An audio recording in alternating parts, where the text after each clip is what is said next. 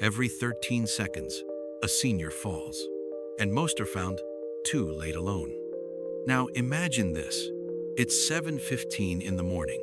The sun is up, birds are chirping, but behind that quiet kitchen window, a woman named Ruth is lying on her bathroom floor. She slipped trying to step out of the shower. She's 83. She lives alone. No husband, no kids nearby. The phone's on the kitchen table, and she's not strong enough to reach it. Hours pass. The mail piles up at the door. A neighbor knocks but doesn't hear anything, so they walk away. No one calls. Not until the next day. This isn't a movie. This happens every single day. If you're a woman living alone after 60, I need you to hear this next part, and I say it with love. You may be stronger than ever in spirit, but your body doesn't get that memo. You might feel independent. You might feel sharp.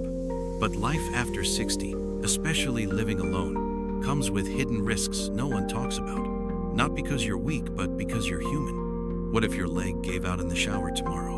What if you fainted while cooking? What if no one checked in? And days passed before someone knocked.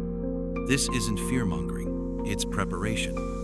You don't need a man to be safe, but you do need a plan. In this video, we're going to face the truth head-on, because Ruth's story isn't rare.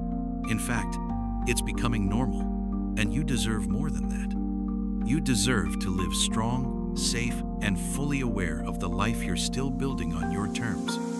Let's start with the first hard truth. You can't hear what you don't want to accept. Many senior women push away conversations about fall risks, home safety, and loneliness because they don't want to feel like a burden. But ignoring the truth doesn't make it go away. It only gives it more time to sneak up on you.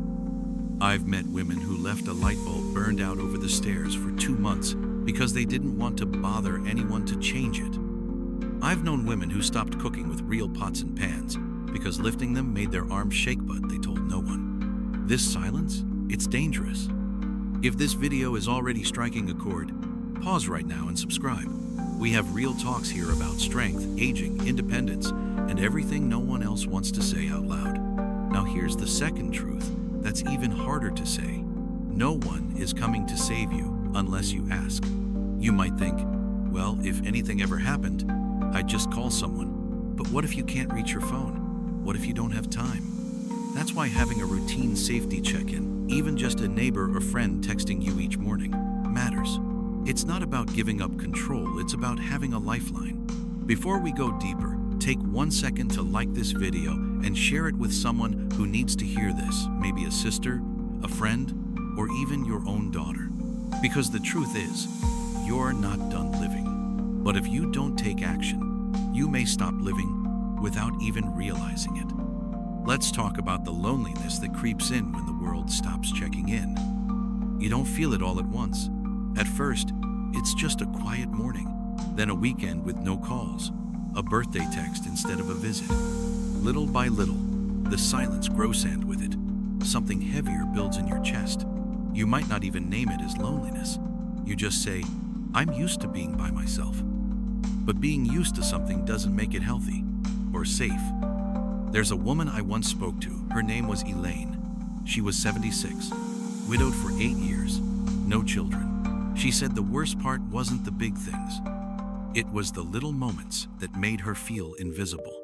Like buying a new dress and realizing there was no one to notice, or making a nice dinner, then realizing she was the only one who'd taste it. It wasn't about needing a man. It was about wanting to be seen, to matter to someone. That longing, that very human need to still feel important, it doesn't disappear with age. If anything, it gets louder. But here's the danger. When you don't feel seen, you start shrinking. You stop decorating. You stop walking outside. You stop speaking up at doctor's appointments. And that's when health problems go unnoticed. That's when warning signs slip by. That's when accidents happen.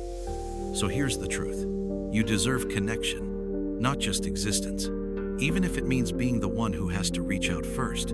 Yes, you're independent, but independence doesn't mean isolation. And it surely doesn't mean silence. Start small. Join a local senior group. Say yes to a lunch invite. Call someone you haven't spoken to in a while and say, "I just wanted to hear your voice." That isn't weakness. That's strength. That's choosing life. And if no one said this to you in a long time, you matter. You still have value. Your voice still has power. If this message is giving you even a sliver of clarity, do me a favor. Subscribe now. This channel isn't just about advice. It's about making sure voices like yours are never lost in the noise of the world. Now let's talk about the home itself. Your house, the place you once raised a family, built memories, found peace can turn into a silent trap if you're not careful. Rugs become hazards, showers become slippery, stairs become your enemy. And yet, many women refuse to make changes because they're afraid it means admitting weakness. But let me say this gently. Upgrading your home isn't giving in, it's protecting yourself. Install a grab bar in the bathroom. Get brighter lighting in the hallway. Trade in those loose slippers for something with grip. These aren't signs that you're getting old. These are signs that you're getting smart. You're saying, "I'm going to keep living here, but I'm going to do it safely." Now let's move forward, because the next truth might just be the one you've tried to avoid the longest. But once you face it, you'll feel something you might not have felt in a while: hope. Now let's face the truth that stings the most but also sets you free. No one is coming to save you, and that's not a reason to feel sad. It's your permission to step fully into your own strength. Because when you accept that, you stop waiting for someone to show up, and you start showing up for yourself. This is not about giving up on love or companionship. It's about not waiting for either to define your safety, your happiness, or your future. You've lived enough life to know this. Happiness is not handed to us. It's built, brick by brick, habit by habit, choice by choice. Whether you're 63 or 83, you still have choices. And the most important one is to stop pretending everything's fine if it's not. If the house feels too quiet, say it. If your body's aching more than usual, address it. If your mind feels heavy, talk about it.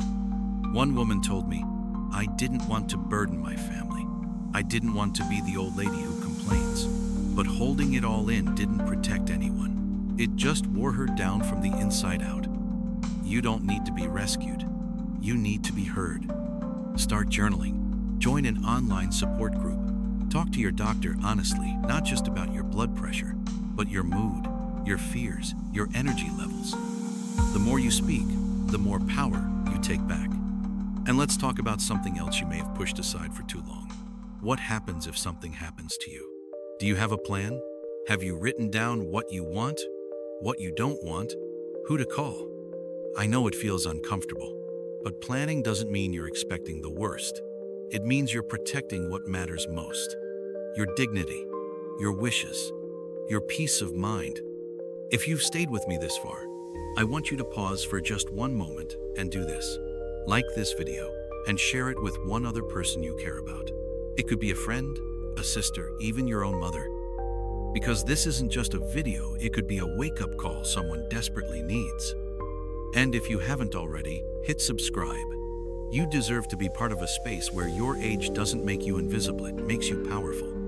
Let me say this one last thing, as clearly and lovingly as I can. You are not broken. You are not forgotten. You are not alone. You are a whole, breathing, brilliant woman with more life to live, but only if you choose to live it wide awake.